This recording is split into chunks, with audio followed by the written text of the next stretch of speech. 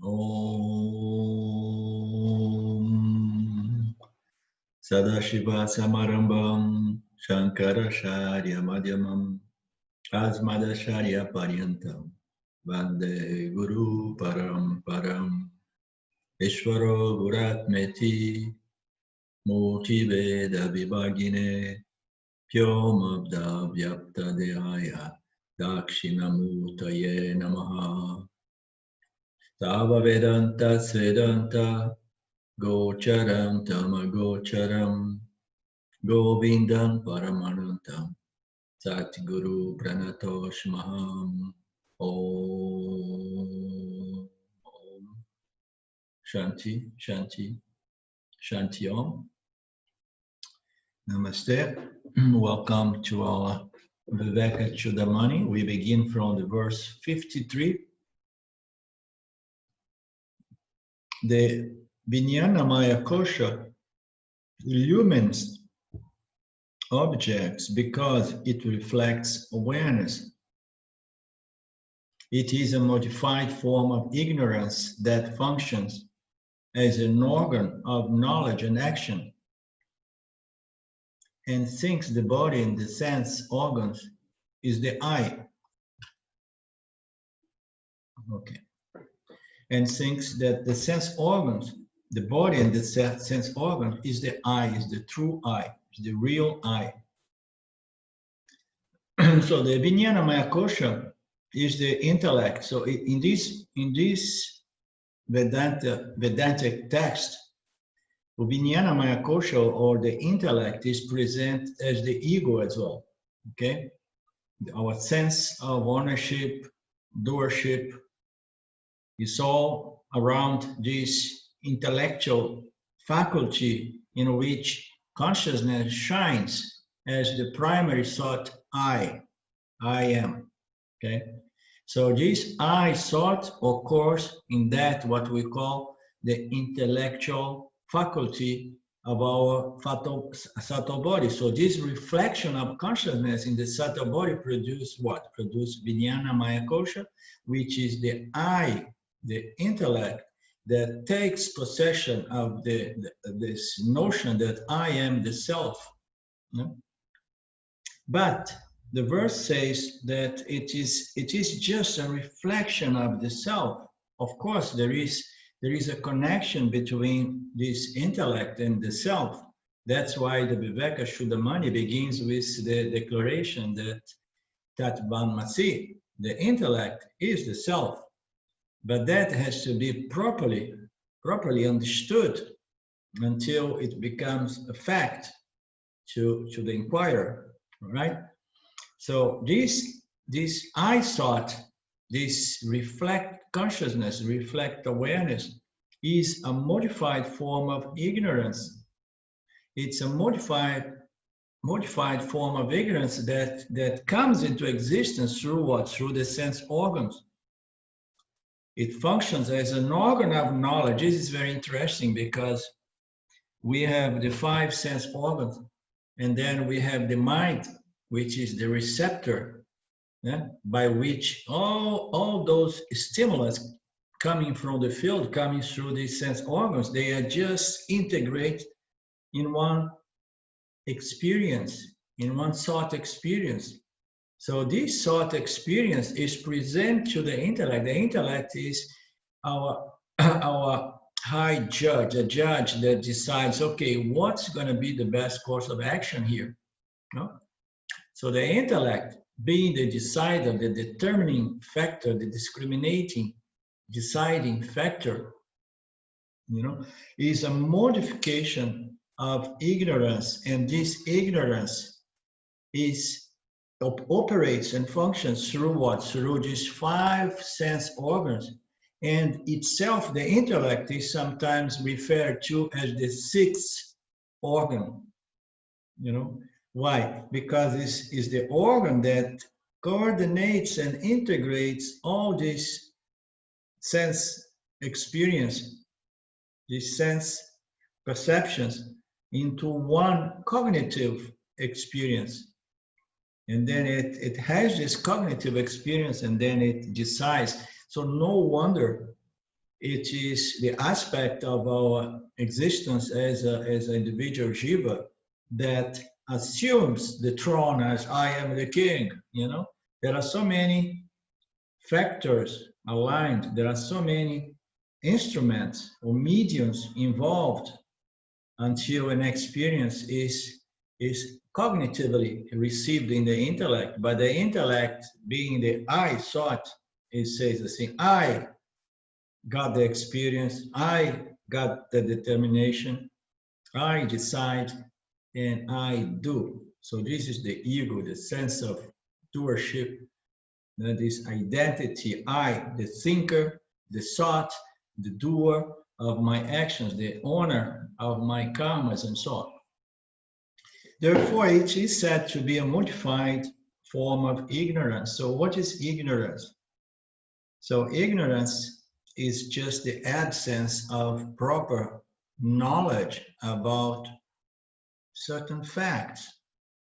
So why it's called it's said to be a modified form of ignorance, because the I, the ego, the ahamkara, the ego jiva, the jiva atma, or jiva ego, it feels itself to be this bundle of thoughts, ideas, notions, and experience and memories, and believes that he is the true self.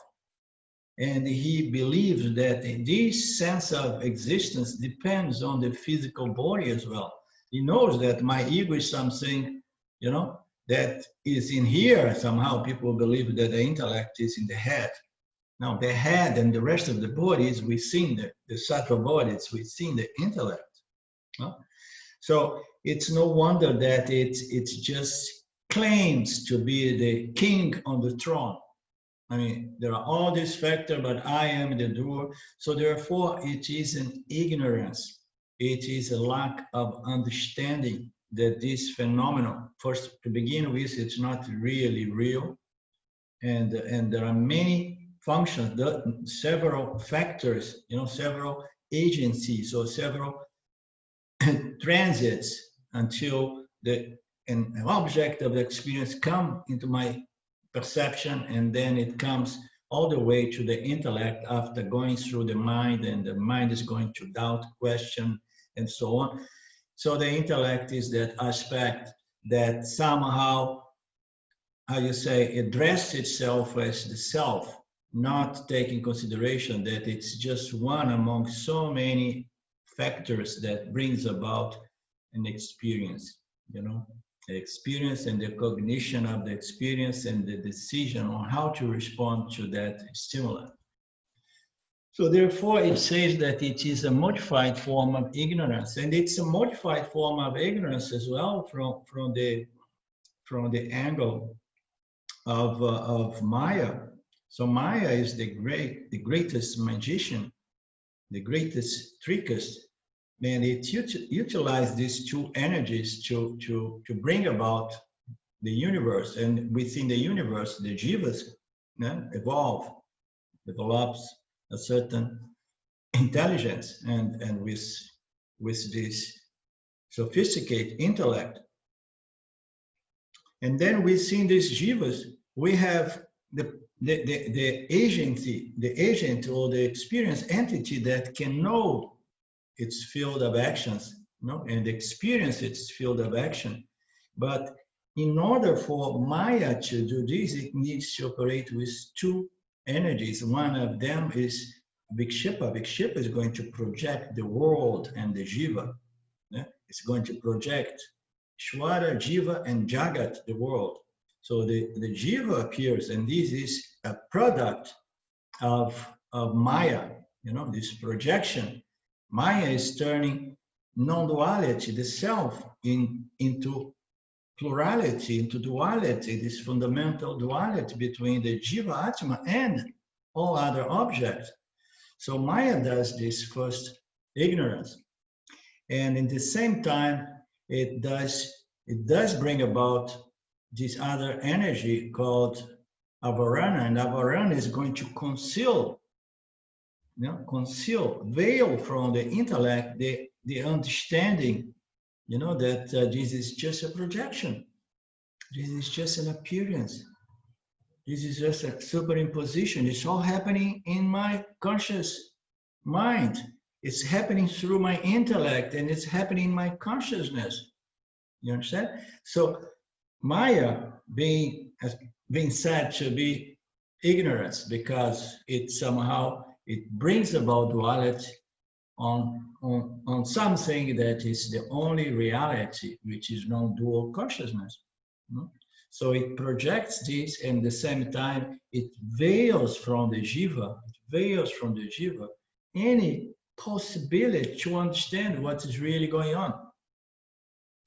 Of course, later on, Ishvara, being pure sattva, knowledge, understanding, and benevolence, it says, okay, I'm not going to let down my jivas. So the moment that I project this universe and I bring about my jivas, I reveal to them the manual on how to understand what's going on.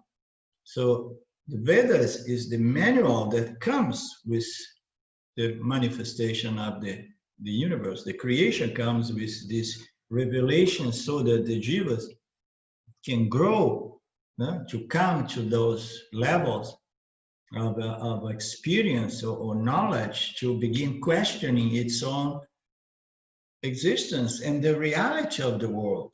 What is this? What is going on here? You understand? What is this consciousness? What is this mind? And so on. So for those individuals, the scriptural knowledge already there waiting for them. So Swami Paramarthananda makes this analogy very often, that any electrical or electronic device we purchase comes with the user's manual. So, and if we don't want to misuse it, we better read, at least we read the first and second page, and nobody reads the whole thing, you know. So we need to understand how to operate this machinery. We need to know how to transact in this world. We need to understand that there is a factor called God, Ishvara, the Lord, the lawgiver, the giver of the results of everyone's actions. The law is governing, is intelligent, well structured, designed, and order. So this manual is going to allow the jiva to grow spiritual. This is a spiritual wisdom that comes with the creation. But you know, on the other hand, we have this spiritual wisdom for those who begin developing some more sattva. But most jivas, they are very much influenced by tamas and rajas, and then they are going to be, you know, really not really doing a proper reading of situations and be projecting and then seeing again and again, seeing things that are not there, like in our classic analogy of the snake over the rope. You know, so it's going to be seeing things that, oh, this is a snake, and then sometimes it is a snake. It's going to say, oh no, it's a rope. You know, so we make all those mistakes due to these two energies, and the most fundamental veiling power of a varana, this energy, is this eclipsing or this inability that it causes this inability in the mind, in the intellect of the individual to understand the real nature of reality, the real nature of this I. When we say I don't know about you guys, but since I was very young, I was already questioning. So what is this I? What I am, you know? So I was interested, and I thought it was my mind, my personality, my character, and I want to go into it and understand better, and I want to know what is this I, until I got into spirituality. So this is a mind that has already some contemplating vasanas, some introspecting vasanas, you know, they are not really all extrovert. Oh, I want to go and get it, that, get this. No, I want you just asking some more fundamental questions. So most people, they are under the spell of Maya, and they are only projecting and having this total, you know, inability to see what it is. You know, it's avarana. Avarana conceals us reality, and at the same time we project it, and then Vikshepa comes and projects something over reality. So therefore it says that the intellect, being the ultimate, you know, aspect of this jiva, human jiva, is another form, is a modified form of ignorance that functions as if it is another organ of knowledge, is an organ of knowledge and action as well, and thinks the body and the sense organ is the I. So it assumes that this body and the sense organs is the self, is the I.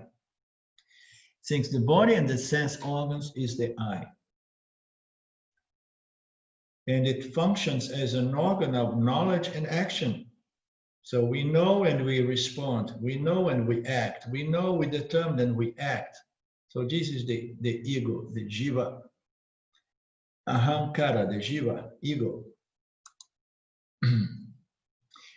The intellectual sheet is an impostor. So this, we are going through this Vivekachudamani, and we are still covering those verses on the 5 sheets, the 5 koshas, the 5 levels of human experience. So we have been covering from the Manomaya kosha, which is the physical body, and then we go to the pranamaya, and then anamaya, and now vijnanamaya. So we are the intellect. So we have 5 divisions. In some other analysis, we divide the human experience in 3 bodies, you know, the gross, the subtle. So this is another way to structure human experience on 5 layers, so that we can analyze more in details our experience, and we can observe the ways by which we identify with those levels of experience. That's why we keep doing that. And the intellect sheet is an imposter. It said to be an imposter. Why? Because it assumes the position of the higher self. Say, I am the self. It assumes the identity of the self in so convincing manner that we usually haven't the slightest doubt that we are the person manifested in thoughts and actions. So it really believes to be, this higher self, and does not understand that this Jiva Atma is just a bundle of thoughts. Jiva is nothing but a flux of again and again experiencing thoughts, and experience the thoughts and presenting the thoughts to this other aspect of our mind, which determines how to respond to that thought object. So the bundle of thought / experience, thought / object of experience constitutes what? I am the Jiva. I'm a bundle of thoughts, experience that makes up what I call my life history, my memory system. Oh, I did this, I did that, I was grown up here, I did that job, I became this, blah, blah, blah, blah, blah. And this is my identity, and this is what I am, the higher Jiva, the higher self. No. We are deluded. These are just a bundle of thoughts and actions that brings up this sense of my life, my existence, my history. And its chief thought is, I am the body, I am the ego. So of course the Jivatma it has a fascination with the body, and it's understandable. Why? Because the Jiva Atma is so linked to this body because of this fundamental ignorance. You know, the ignorance is that I am a byproduct of matter. You understand? This avarana makes us revert things. Vedanta is to revert this reversion. You understand? So the reversion is like, oh, okay, I am here and I see this body. Okay, what is the most common deduction? Oh, I am a product of this body. I know that I'm something like a more emotional, mental, intellectual, psychological. There are so many things going on here, but I am linked to this body as a product of the body. So this is the fundamental. Therefore, this vijnanamaya kosha is this intellect sheet is something that is very, very tightly connected to the body with incredible affection because it believes that its life, its existence springs forth from this physical body, you know. But we have already gone there. We went down there in the physical body, which is the food sheets. It's just a bag of food. So we know that the physical body is dead matter. So, but yet, due to this basic misunderstanding, this intellect believes that it's a byproduct of the physical body. Therefore, it's attached to the body. Its shift thought is, I am this body. I am the doer. From this vantage point, it then proceeds to evaluate the data provided by the sense organs and determine a course of action. So I am the body, I am the mind, I am this body-mind complex, and I'm here to receive this experience and provide a response. So that's my life. My life is just stimuli and response, stimuli and response, stimuli and response all the time. And, you know, I have to keep busy because life hits us all the time, especially in a more modern times like nowadays. The sheet of the intellect is what is generally understood in the Western psychology as the ego, the I sense. Any thought about who we are contains a subject and a predicate. The I plus an attribute, the I plus some properties, some qualities, some attributes, okay? So I am thin, I am smart, I am fat, I am tall, I am beautiful, I'm ugly, whatever. I am man, I'm a woman, I'm a white, I'm black. So all this I thought is always attached or associated with attributes, ideas and notions about itself, properties, attributes. All these attributes, they keep changing and I keep going into different associations. I'm told all the time in a Sangha state, association, association, association. These associations define my sense of identity, my sense of existence. I, the Jiva, my story, my associations, my experience. So this I is there, and then we have all these attributes, and that makes up what we call my ego. So this I is always the same, and we don't pay attention to that. This I, from morning to the evening, from day to day, month to month, year to year, from birth to death, this I remains the same I.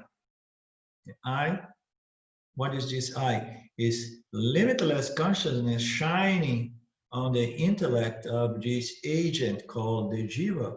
This I is always there. And then whatsoever I attach to this I or associate with this I becomes my identity on a day-to-day basis, moment-to-moment basis. My identity keeps changing. When I relate to my mother, I have a certain identity. When I relate to my son, I have a certain identity. When I go to the gym, when I go to the office.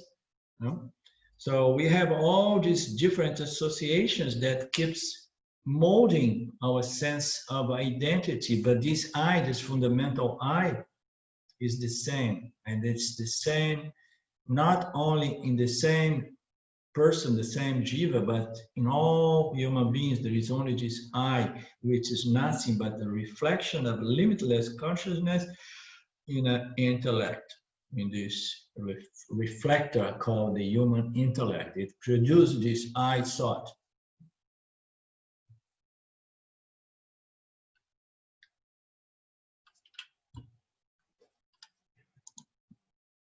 The intellectual cheat allows us to make this mistake because it reflects awareness.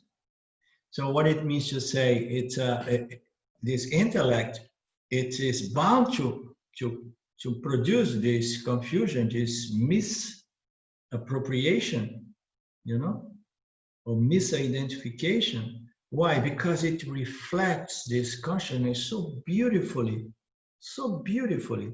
It shines, consciousness shines so beautifully in the human intellect, producing sentience, and then unavoidably the jiva comes and say, I, consciousness, and I'm linked to the body, I'm associated to the body, and I have all these attributes derived by the constitution of this body-mind construct.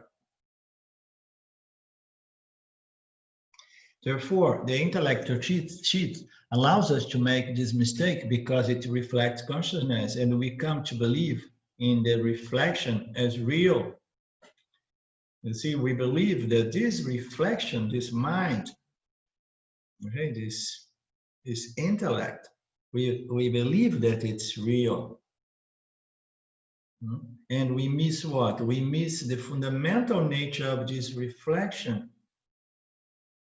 As consciousness in its nature.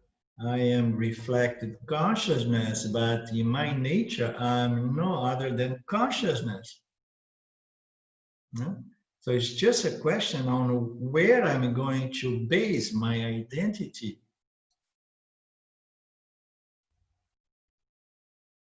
It is a thought we believe to be the reflection. We believe the reflection is real, and we don't see that a reflection is only possible, if there is an original source of light.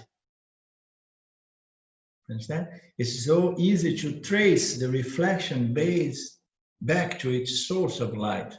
I am reflected consciousness, I'm the reflected light of consciousness, and I feel, I sense, and I experience it shine in my mind, in my intellect. So it's so simple to trace it back to it, so understand that there is no effect without a cause.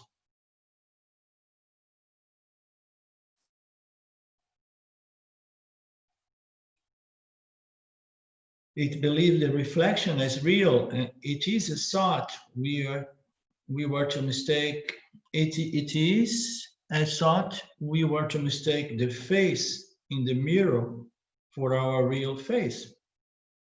So when we look into the mirror, it's very nice to see the small kids, the kids somewhere between 2 and 3 years old, or 1 year to 2 years old. I don't remember anymore because my boy is already so old. But when they first identify their body in the mirror, when they first see themselves in the mirror, that they start somehow understand something, that they are in wonder, and what they do, they go and they try to hug themselves in the mirror because they love themselves, and then boom, then they cry. So they take the reflection to be real. But what it tells, that reflection in the mirror tells the kid one simple thing, if there is a reflection there, and if the reflection is not real as I can see, it's a proof that there is a real me somewhere, you know, because there cannot be a reflection without the real me. So consciousness cannot reflect unless there is pure, limitless consciousness, the very source of consciousness, the only source of consciousness.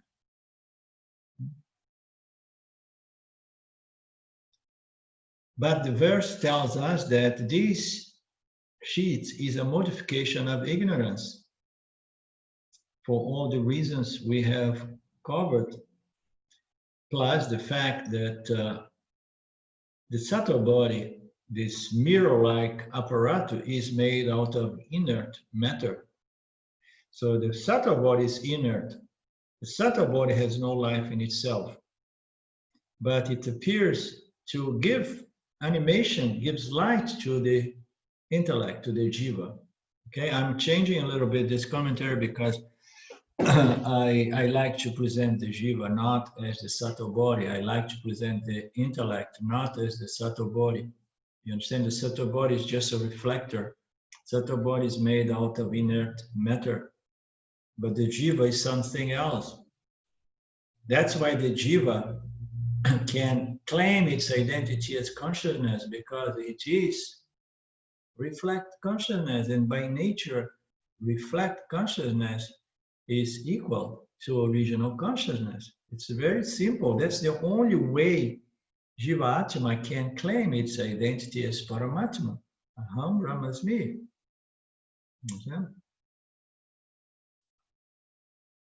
But this reflection of consciousness, for as long as this reflection of consciousness does not claim its identity as original consciousness, it remains bound by Maya to the body-mind construct and believes to be an independent entity among infinity of other objects in the universe, and it feels insecure, afraid, vulnerable, and so on.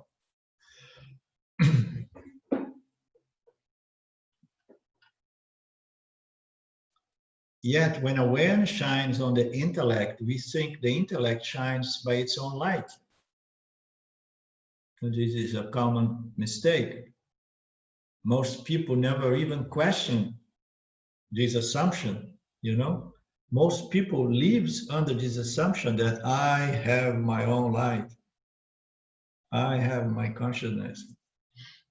My consciousness is expanding and growing. My consciousness, my consciousness, my consciousness. So everybody talk about my consciousness.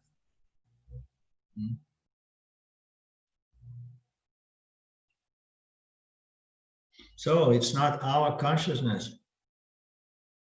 The Jiva Atma is just a reflection of consciousness, and its consciousness is borrowed by limitless consciousness.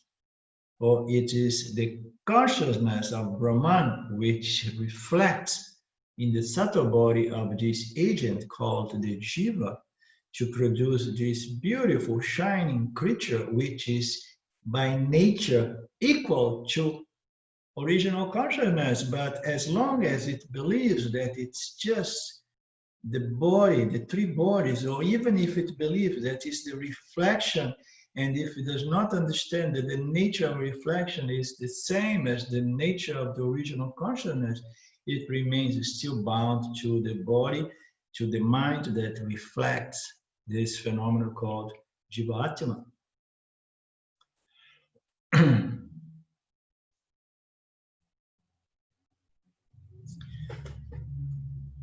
The I that is non-dual awareness appears to become the I that thinks and acts in the world of duality. So this is Maya. This is ignorance in action. This is called, slavery, or being bound to Maya, bound to samsara, believing that I am this body-mind complex. And I need to secure and get things and avoiding other things. And the method of Vedanta is discrimination between the true I and the apparent I, the original consciousness and the reflect consciousness on a very subtle level is the discrimination between my original consciousness and the reflection of myself on this subtle body which produce the Jivatma. So I am discriminate between I, Paramatma, and the Jivatma. This is the most subtle possible discrimination. You understand? The method of Vedanta is discrimination between the self and the not self. This discrimination can only take place in the intellect. Yeah? For anyone who believes that the intellect is the problem, that we need to suspend any kind of intellectual activity, the discrimination is just, thoughts and activations of mental and its disturbance and so on. So Vidyaranya says that the method of Vedanta is discrimination, and discrimination can only take place in the intellect, for it is there that the not self makes its false claims. Beautiful. Huh? Where else we would need to go to undo or to remove, to cancel those claims of the intellect as I, the body mind, am the only reality. I am the self. So it can only be made in the intellectual level. It is a cognitive, it is an understanding, it's a knowledge in respect to our true nature. It can only happen on the intellect. It's not in the heart, it's not here, it's not in the foot and the hair, it's in the intellect. And the intellect is not located in the body is located in the intellect. The body is a much denser object. The intellect is yet an object, but it's a very, very subtle, fine intellect, an object, so subtle that it shines with consciousness and can understand its true nature as consciousness alone. This discrimination can only take place in the intellect, for it is there that the not self, the ego, the Jivatma, the ahamkara makes its false claims. As I am the king here, I am the ultimate self, I am consciousness. The intellect cannot objectify the self. The intellect cannot objectify the self. Most of us know it. We have heard it hundreds of thousands of times.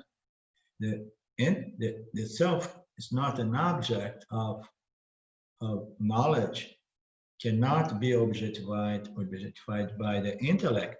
The intellect cannot objectify the self, for it is dependent upon the self for its very existence, appearance, because the intellect is a reflection of the light of consciousness. So if I have this consciousness by which my reflect consciousness comes into existence, how can I objectify that from where I come? It is impossible. I am an effect. As a jiva, as a reflection, I'm just an effect of these principles. Limitless consciousness, Maya, the subtle body of a jiva, and then there I come as reflected consciousness.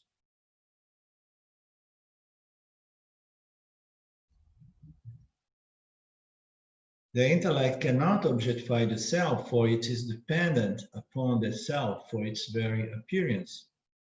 Much like the face in the mirror is dependent upon the actual face it reflects. That's the thing with the kid. If he sees a reflect face and he says, there must be a real face somewhere. I'm going to find this real face. Until one day he understands this game of reflection and say, oh my God, I can only see my face through a reflection. That is so disappointing. So many people say that I have a beautiful face, you know, a beautiful nose, and I'm trying to see my nose and I can't see it. I need a reflector. So, and then we understood we need a reflector to see. We need the subtle body. We need the intellect to understand our nature as consciousness.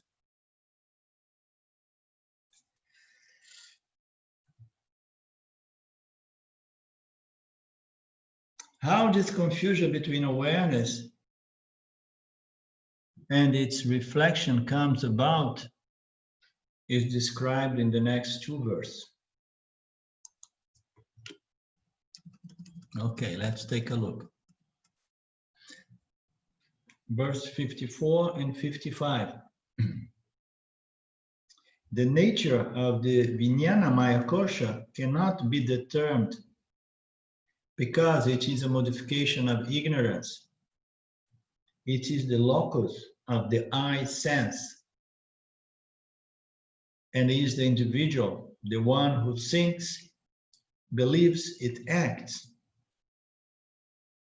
Because the impressions of the previous actions are ingrained, it performs good and bad actions and enjoys the results.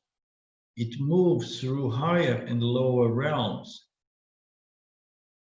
From it come joy and sorrow and the three states of experience.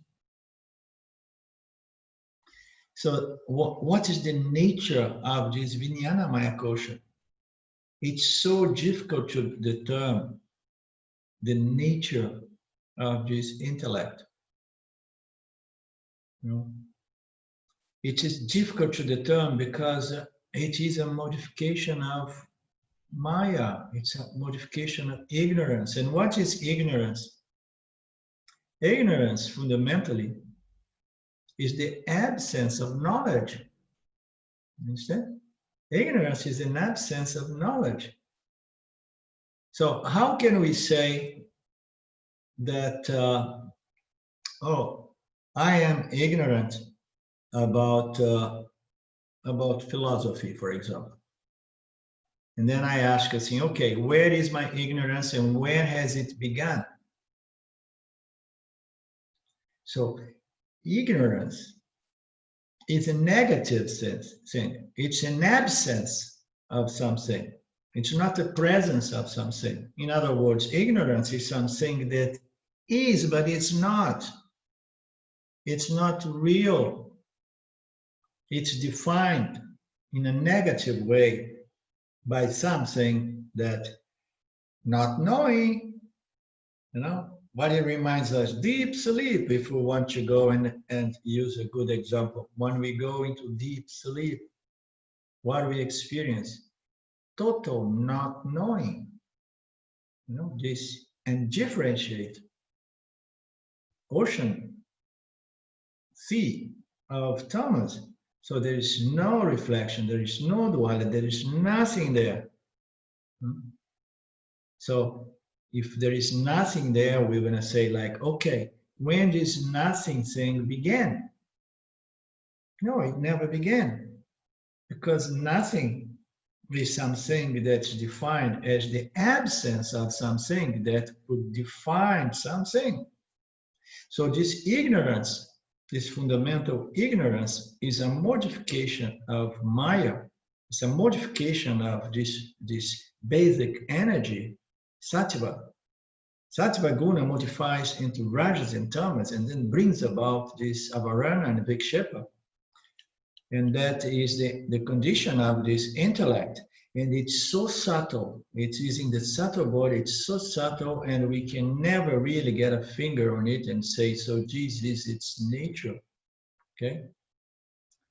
But yet it is the locus of the I sense, and it is the Jiva Atma. The intellect is the individual. I like this statement. The best definition of the Jiva is the intellect. The one that decides, determines, and acts.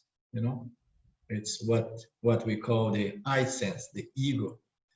So this intellect is the locus of the I sense, and it is the individual self, individual ego, the one who thinks, it acts, one who believes. I believe that I'm acting, I'm owning something here that does not belong to me.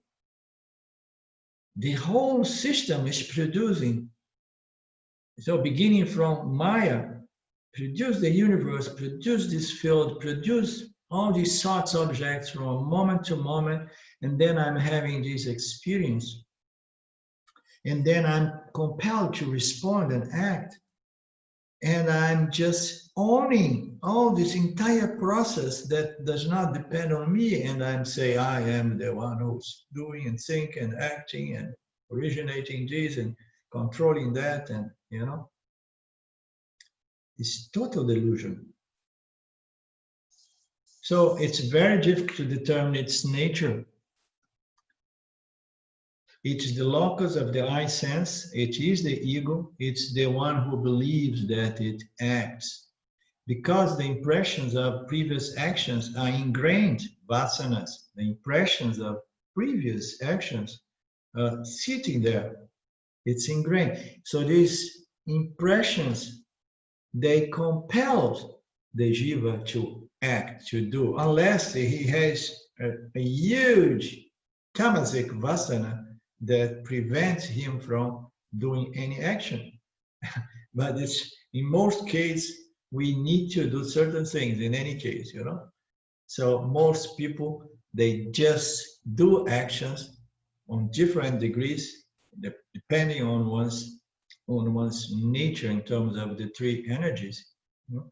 So these three energies are going to compel us to do actions because the vasanas, the past impressions, they are deeply ingrained in the causal body, and they are going to bring about this tendency to act again and again. The Jiva Atma was designed to act, to interact.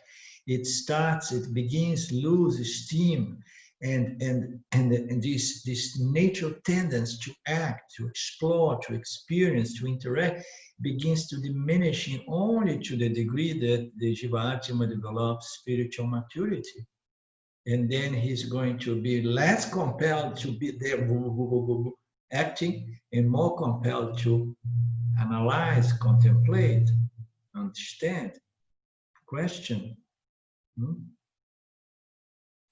Because the impressions, the vasanas of previous actions are deeply ingrained, it compels this intellect to perform actions, and the actions are defined as good and bad actions. Oh no, there is no good and bad. In Mithya, there is good and bad. You understand? So if we do certain actions, if our actions are in harmony with these natural laws of Ishvara, of God, of the universe, of the cosmos, so if we do proper, timely, good actions, so chances are that I'm going to get good results. It's very simple.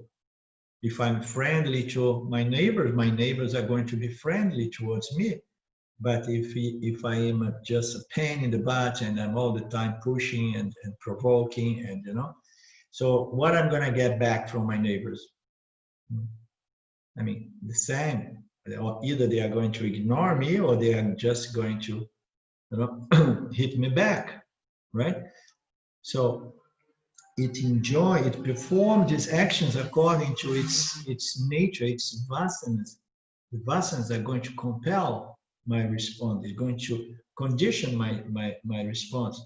And I'm going to do my actions. Some actions are going to be terrible. Some actions are going to be so-so. Some actions are going to be very good. And then this equation is going to bring me again and again on a moment-to-moment base, day after day, punya papa, punya papa, punya papa, punya papa, and I like punya and I don't like papa.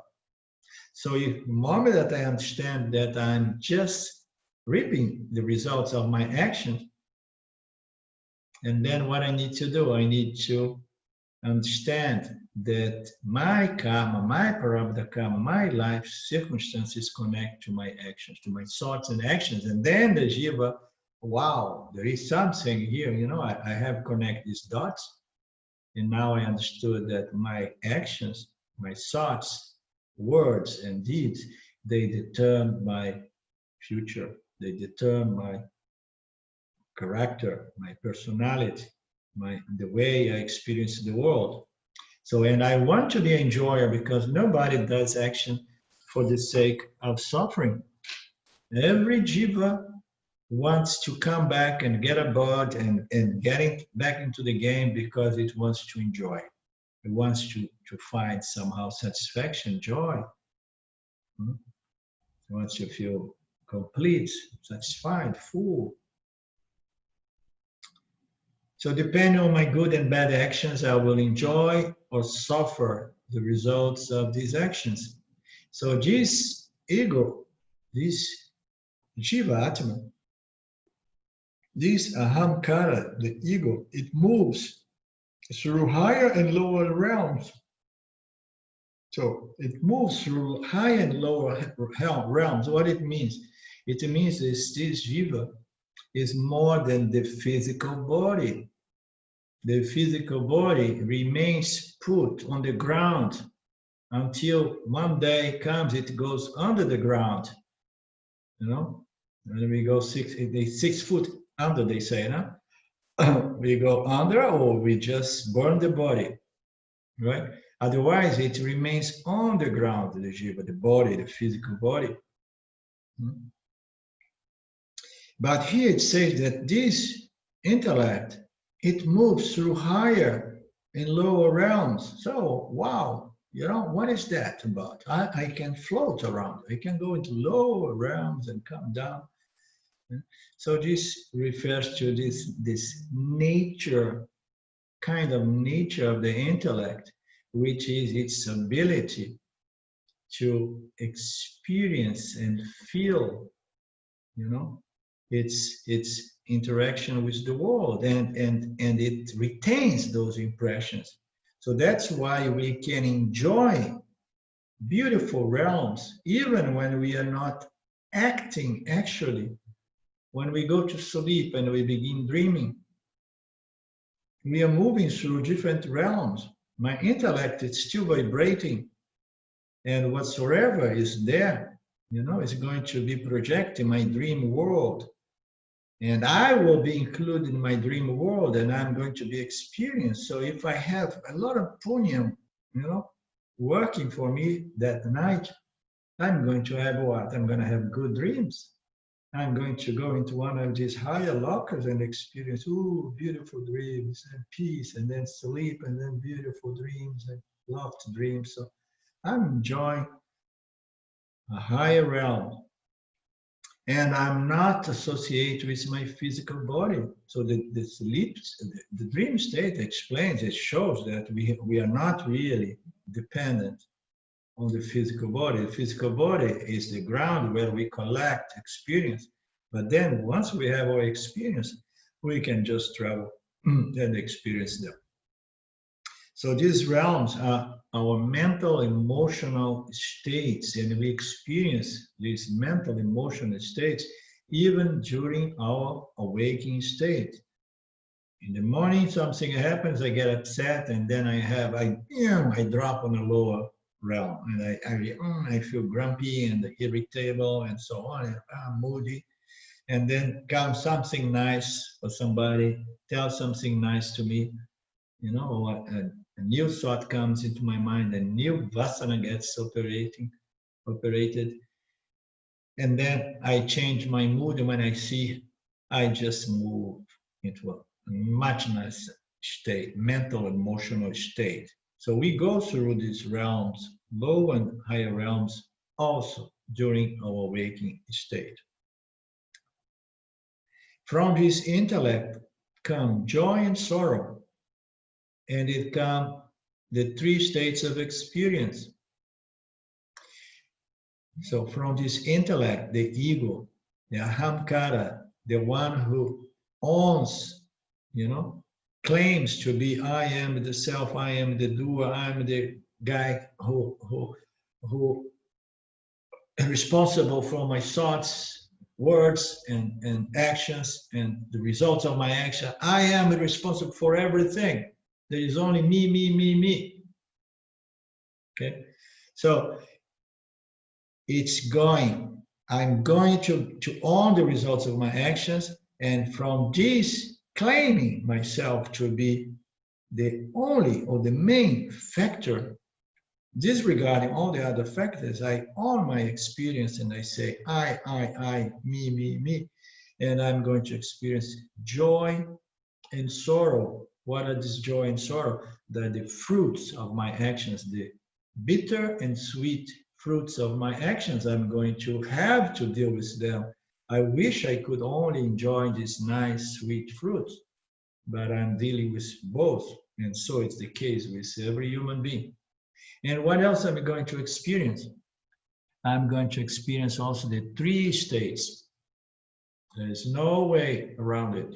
I have to go through the waking, and then the dream state, and then the sleep state. Every jiva is going to do that. This is the intellect. This is the jiva atma. Experiencing joy every time it gets what it wants. Sorrow when things are not working according to my likes and dislikes. And then I experience the three states. Okay? So these 5 different aspects of my day-to-day experience of life.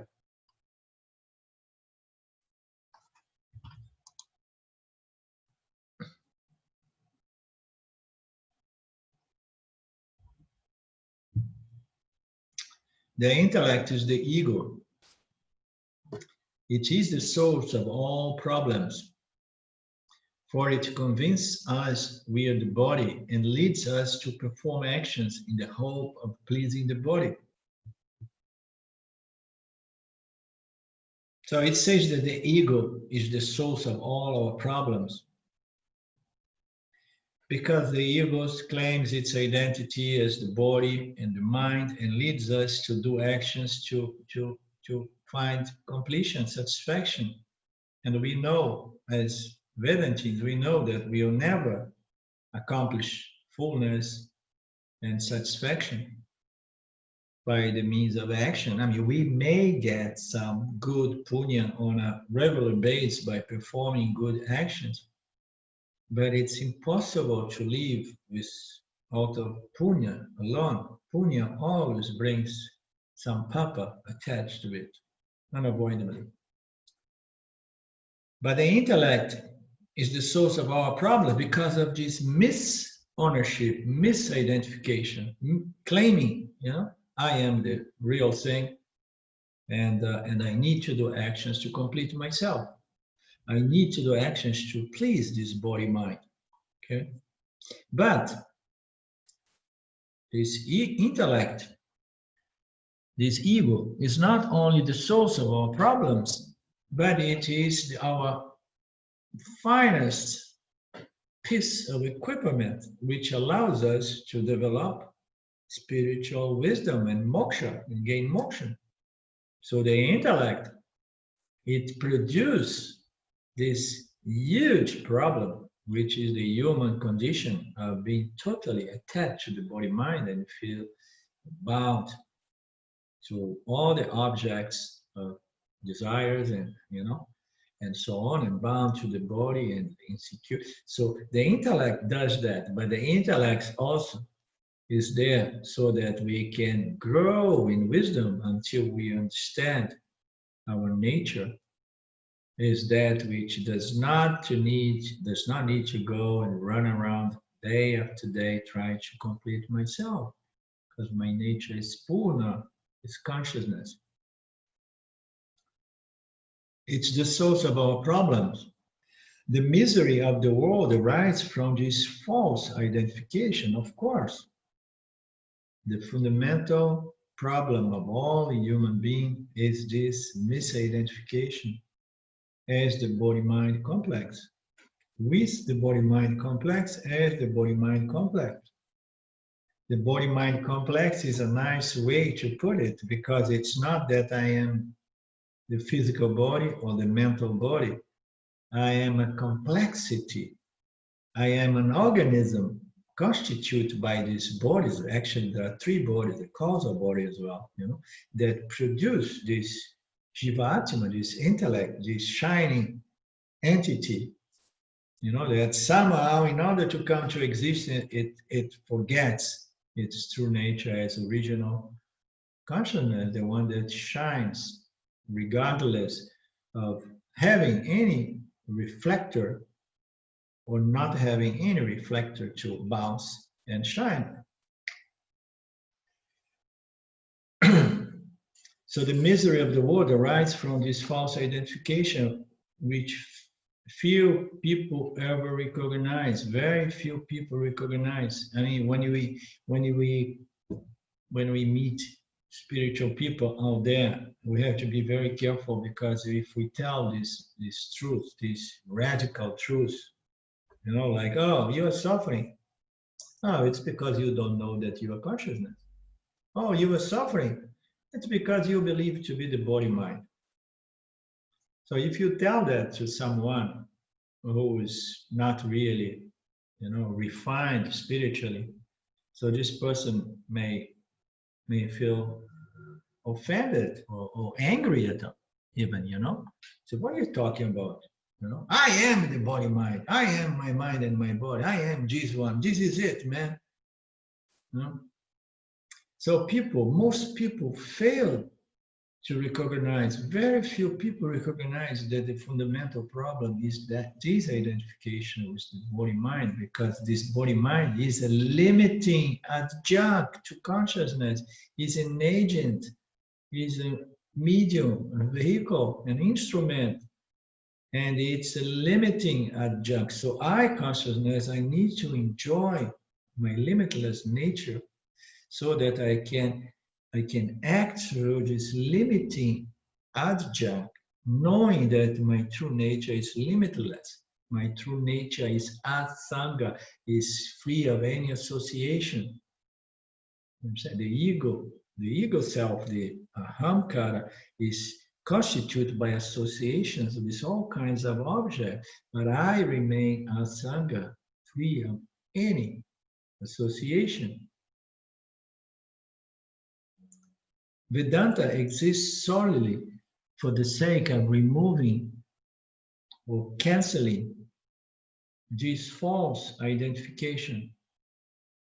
So the whole purpose of Vedanta is to bring about this shift of identification from the body-mind to consciousness. From the body-mind, which is just an apparatus that produces this Jivatma, a reflector.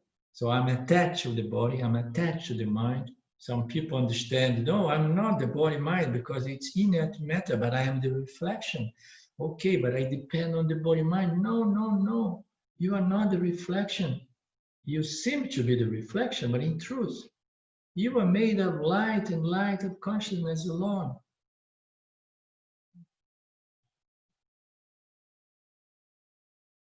Vedanta exists solely for the sake of breaking this misidentification.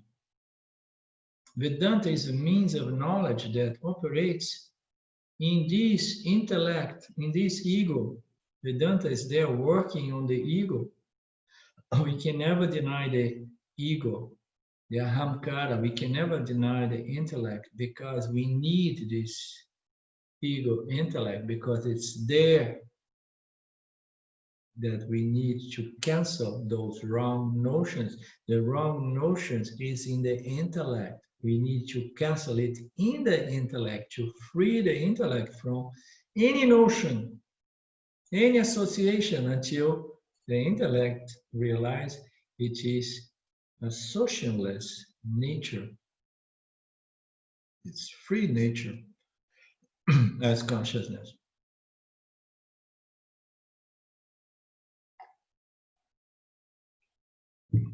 We identify with the body when we are ignorant of the fact that we are pure awareness, consciousness. The intellect maintains this ignorance, which is said to be beginningless.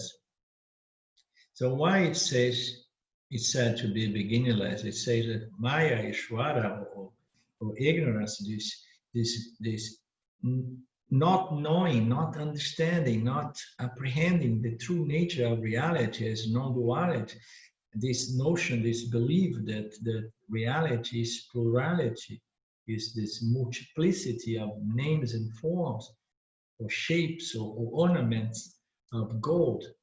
So this, this is the fundamental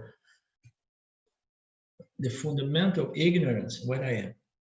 The intellect maintains this ignorance, which is said to be beginningless. It has always been there, because as we have determined, ignorance is the absence of knowledge.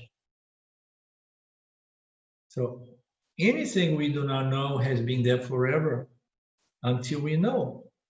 And then somebody says, oh, now you know that, 2 + 2 = 4. So when did your ignorance about 2 + 2 = 4 begin? There is no beginning, you know. It was never really there. Why? Because ignorance has no substance.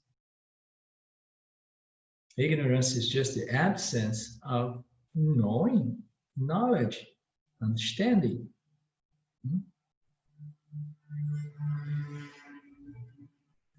We identify with the body when we are ignorant of the fact that we are pure consciousness. The intellect maintains its ignorance, which is said to be beginningless. Why? Because ignorance is not real. That's the point. Ignorance is not real. Maya is not real. It has no positive existence, but the absence of knowledge produces its apparent existence. Oh, the absence of knowledge produces this apparent existence. The absence of the proper apprehension of the rope produces the appearance of the snake. When did the snake came into existence? You understand?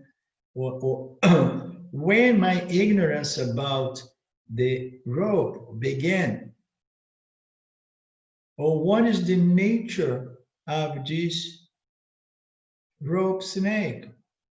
We were talking before when once you understand the nature of ignorance. So what is the nature of this rope snake? I have projected a snake on a rope, and now I'm analyzing it, and I want to understand the nature of Maya, the nature of ignorance.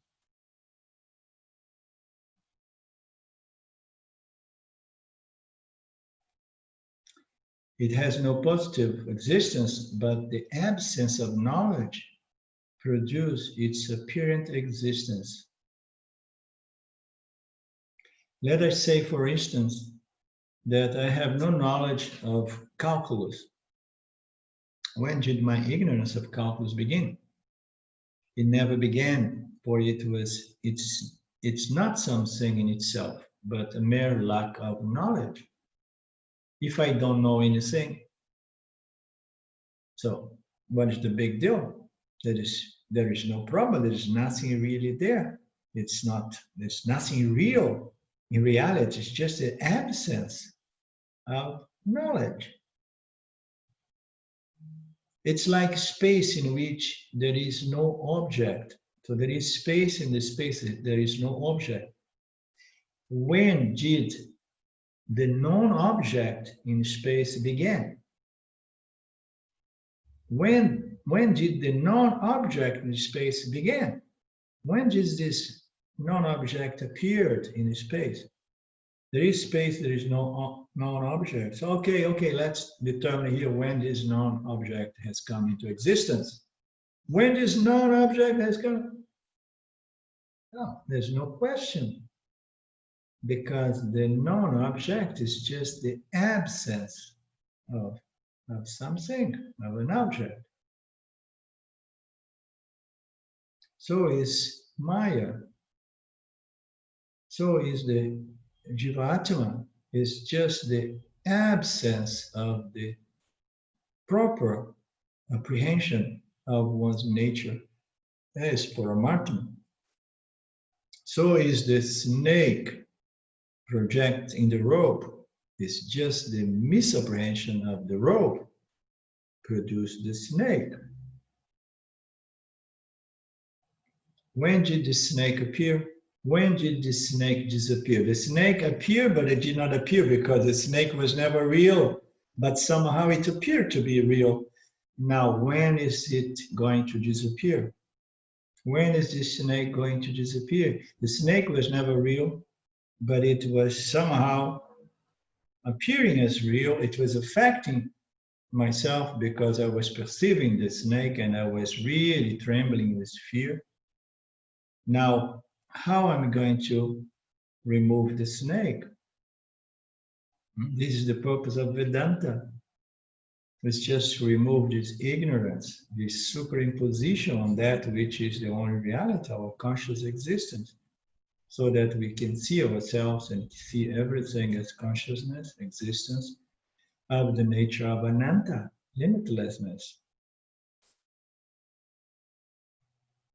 When did the non-object first appear in the space? It never did, for it never was, and it never will be there. The non-object nothingness does not exist. It's just the absence of something. It's just the absence of knowledge. Why is it important that we recognize ignorance as without beginning, beginningless? Because it means that it's not real. Again, why it's beginningless?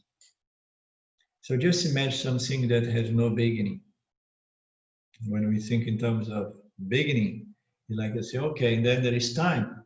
When we talk in beginning, oh, it's beginning here. So and then, okay, this is time. Time for let's measure the time when something like ignorance came into place. So then there is this time. So now, if there is time here to the beginning of not knowing, so what was there before not knowing?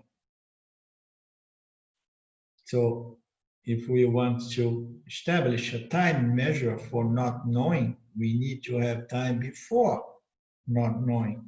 And where is the location of this not knowing if this not knowing has no substance, but it's just the absence of anything?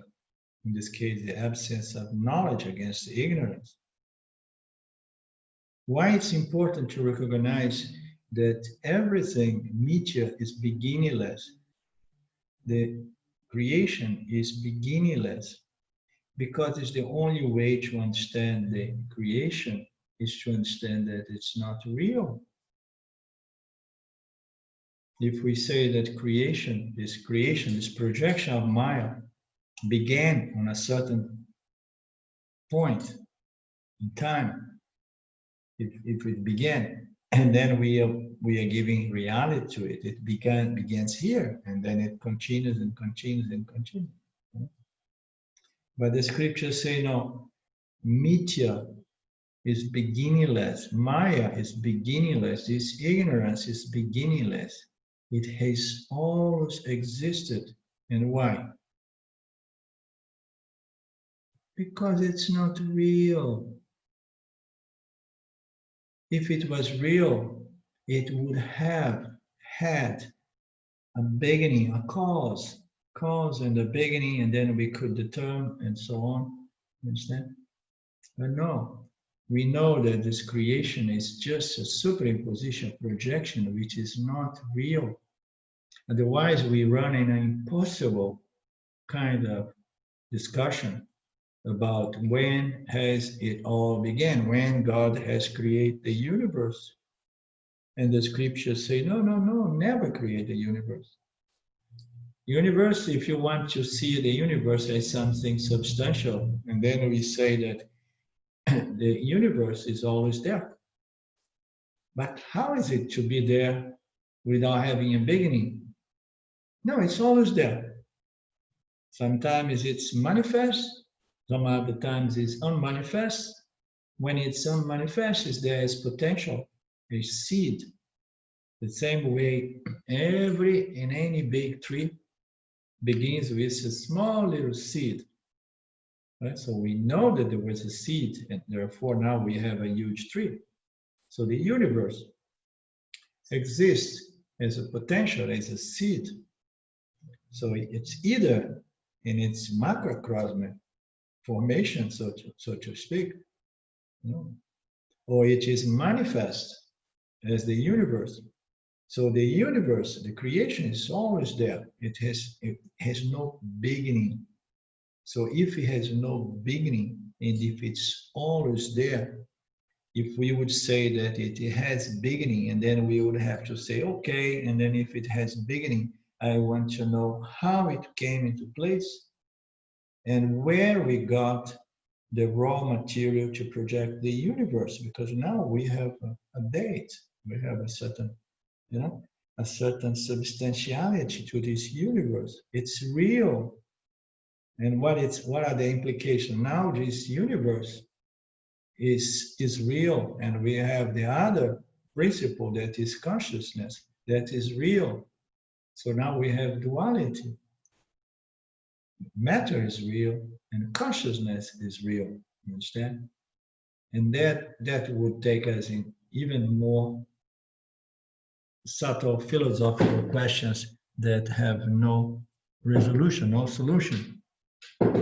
Why it's so important to recognize that ignorance as beginningless? Because it means that it's not real, and therefore we confidentially discriminate the real from the unreal, the intellect from the self. That makes it very, very simple. There is only one reality. This is Satya. Consciousness, the subject. And everything that appears, projecting this consciousness, appears, you know, as an object of knowledge in this conscious existence, is what is not real. That's the simple, common summary of Vedanta. We just discriminate reality from not reality, the self from the not self. And the intellect is the not self, and that is the point, you know.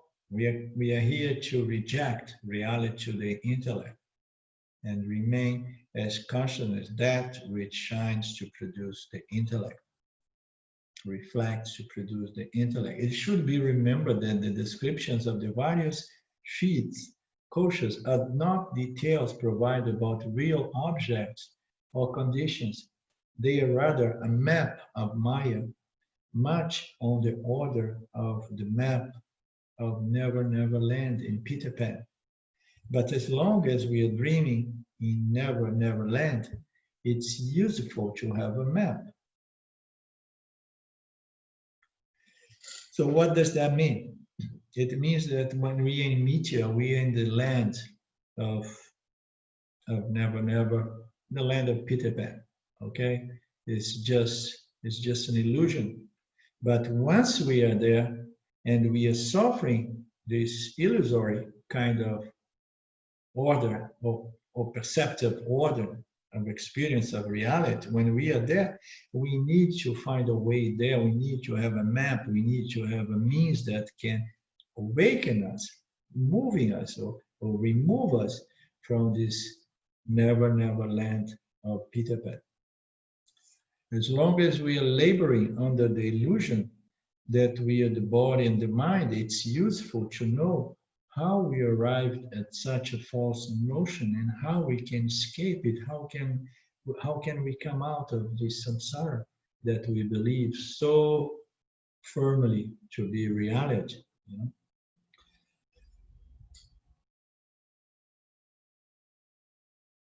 It is useful to know how we arrive at such a false notion and how we can escape. The intellect is the chain that binds us to this false identification. It is the intellect that binds us to this sense of ownership, doership, authorship, you know, and claims its existence as the king of one's universe.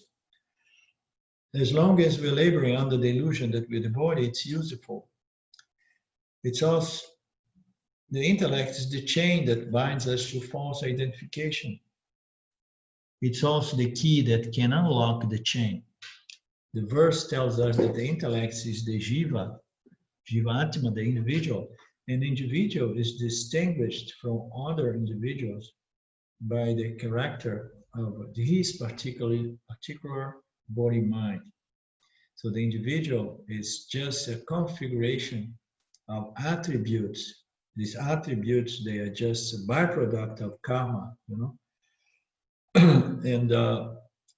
And these attributes that define one jiva are these characteristics are different from the other particular characteristics of other body-mind complex. The intellect is the repository of these characteristics which express themselves in actions, karmas, both good and bad, with good actions being those which remove ignorance. Oh, that's a beautiful definition we are saying before. What is a good action?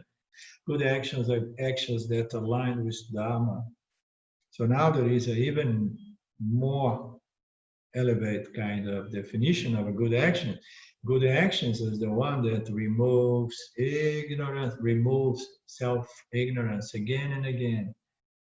Good actions are actions that bring myself closer and closer to my firm, hard and fast self-knowledge by again and again neutralizing, removing, canceling ignorance. Those are good actions, actions that I elevate in my self-knowledge.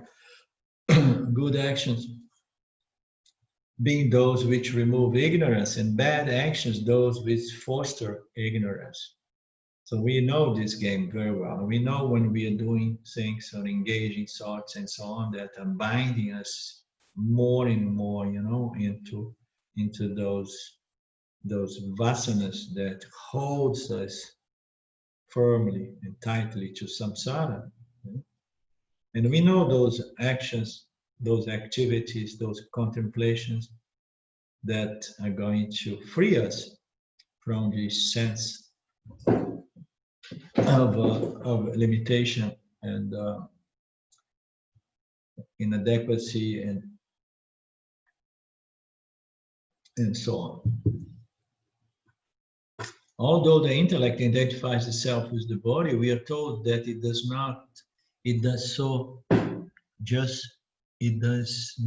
just with one body, but many bodies over the course of many times, because it says here that it goes, the impressions of previous actions are ingrained and perform good in actions. It moves through high and lower realms and enjoy sorrow, joy and sorrow in the three states. So this role here in this verse, it's mentioned about it goes through higher and lower realms. It does not really address the topic of reincarnation, but we could interpret that way as well.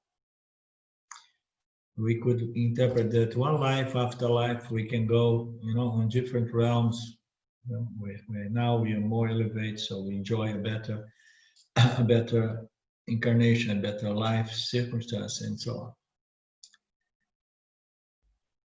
So it says that the intellect can enjoy many bodies over the course of many lifetimes. Just going up and down in these realms can be understood in two levels. One refers to reincarnation, and the other it refers to the way the intellect moves through noble, self-affirming thoughts and dark, self-defeating thoughts. That's more or less the way I have presented before.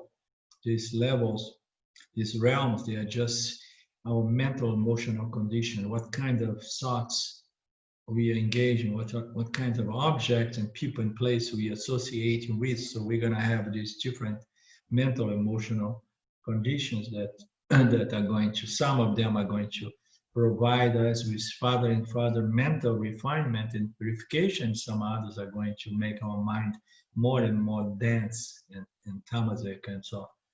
The experience of awakened dreams and sleep exists for the intellect because these states manifest the karmas that bring the jiva into the world of appearance where it enjoys and suffers. So we need to have these three states. Ishvara is just, he designs this universe so beautifully You know, the jiva needs these three states in which they are going to be processing its karma. You know, it's going to bring the world, the jiva, into the world of appearance, where it's going to process its karma and this experience pleasure and pain, pleasure and pain. So we need these three states. We do that in this in the dream state. We experience good dreams and nightmares. In the waking states as well, we're going to be producing more karma, and some of this karma is going to fructify in the waking state. Some of these results of karma are going to fructify in the dream state. But here and there we have the deep sleep, which is a beautiful break from this whole game of life, you know, of actions and results of actions, and bitter and sweet results and so on. So we have these three states that allows us to keep going through this game of life.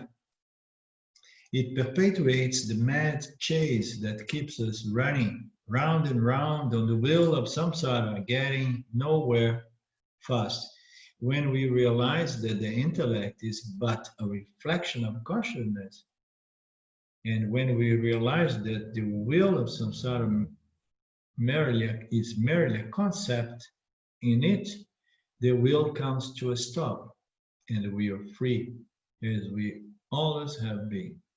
So when we realize that the intellect is just an impostor, it's just a reflection of consciousness, it's a false claim that I am, you know, consciousness, I am the self, and I am attached to the body, and I need this, I need that. When we understand that, that realize that this is just an appearance, it's just a reflection, and then all this running to gain and running to avoid starts ceasing, and the wheel of samsara is understood as just a concept, just a trap, you know, projected by ignorance. You know, the ignorance in regards to my nature is whole, full, and complete, that keeps me chasing things all the time.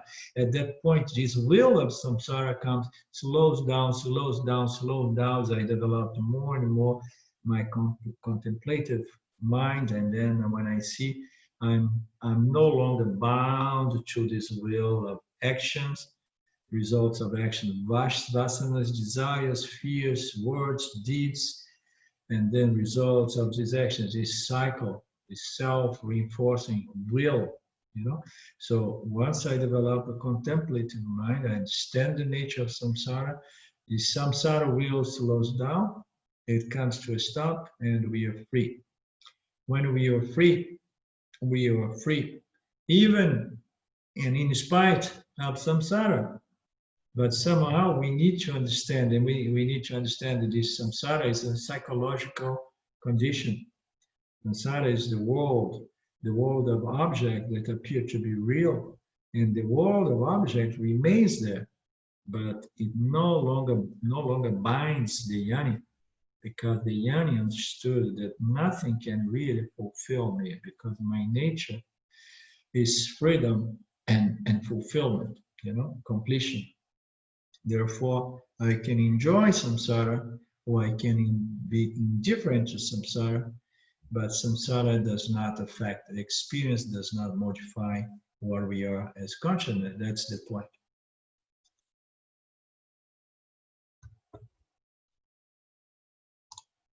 Okay.